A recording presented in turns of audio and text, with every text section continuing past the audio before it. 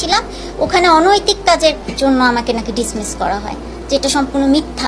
আমি কিন্তু নিজেই চাকরি ছেড়ে দিয়ে আসছিলাম, কারণ এনভায়রনমেন্ট ওখানে ভালো ছিল না। আর তাদের নেচার ক্যারেক্টার আমার কাছে ঠিক মনে হয়নি, ওখানে অ্যাডজাস্ট করা আমার পক্ষে সম্ভব ছিল না।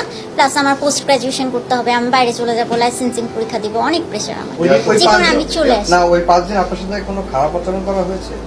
তারা তো ভালো আচরণ করতে জানে না, খারাপ আচরণই করেছে, অবশ্যই খারাপ আচরণ করেছে। তখন আমি একটা মানে আমার অপারেশনের পরবর্তী স্টেজ, আমি একটা পোস্ট অপারেটিভ পেশেন্ট ছিলাম, এসিএলটি এর রিকনস্ট্রাকশন সার্জারি হয়েছে। তো যখন আমি বললাম যে না আমি একটা পোস্ট অপারেটিভ পেশেন্ট, আমি কিন্তু তখন সিঙ্গেল ক্রাচ ইউজ করে হাঁটতাম, তো আমাকে কাজটাও নিতে দেওয়া হয়নি।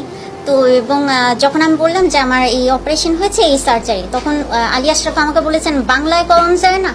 এটা যদি হয় একজন স্কোয়াড্রন লিডারের ল্যাঙ্গুয়েজ, তাহলে তাদের বিহেভিয়ার কি হতে পারে, তাদের কাছে কি এক্সপেক্ট করা যায়।